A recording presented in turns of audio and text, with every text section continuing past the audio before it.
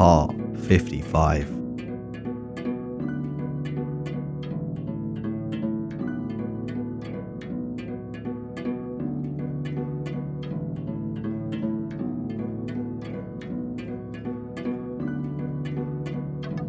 We come to the end of this series with this technique.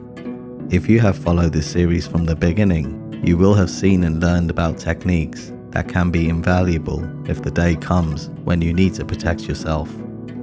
There is a lot to learn and take in, and the videos are here to come back to when you need them. So use this to develop yourself, improve your life. It could even become your hobby, but most importantly, it's a great resource to learn more about yourself and others. This is one of the most complex techniques of the series. The initial part looks like the one in part 50, and I use the part where I catch the arm. Where it differs is where I place my hand on the back of his. At this point, I bend his wrist as I release the tendon lock. Here, I've taken the knife from his hand and whip his arm back behind him, making him bend his waist. I use this against him as I cause trauma. I now place my left arm under his shoulder and pull back my right arm. I'm positioning the knife in the place required. This will make them drop to their knees.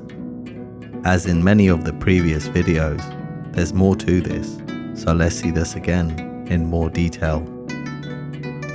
As with most close-range knife attacks, if an attacker is intent on causing a fatal result, they won't show you the knife until they draw to inflict the injuries. Keeping a good distance from others is recommended, but it's not always possible. Having a basic understanding of these things, at the very least, will improve a person's chance of survival.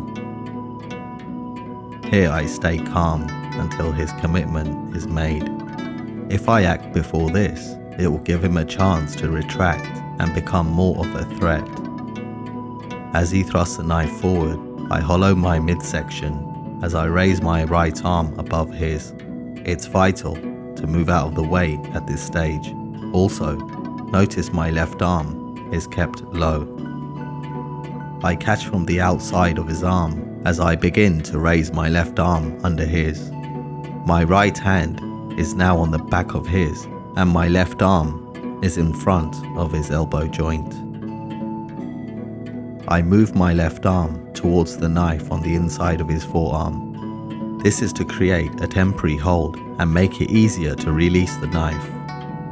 As I fold his hand to unlock it, I remove the knife and position it to complete the technique. Here, I completely release him. Their body will pause and tense for a fraction of a moment to recalibrate. Remember, the monkey falls from the tree in part 1. My left arm is fed under his left arm from behind as I cut and move the knife to the other side. Here I lever his body down with my forearm as I hold onto his left arm and place the knife by his throat. A few more things to note and understand. The cut is made to cause trauma and allow the attacker to realize they are in serious danger if they continue. And also, the knife is held to the throat so the sharp side is away. If they decide to struggle and the sharp side is facing them, then it will.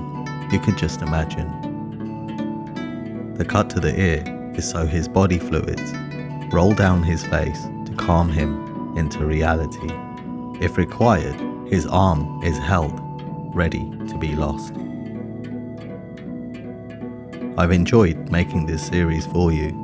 If you haven't already, please subscribe and also click the notifications bell to get future videos as soon as they're uploaded. And I thank you for your support. I hope you've seen a thing or two that can inspire you to become a better version of yourself, wiser and more considerate. The best advice I can give you for good health and a balanced mind is to stay calm, exercise properly, enjoy good sleep, and eat well. Also, if you see someone without a smile, give them yours.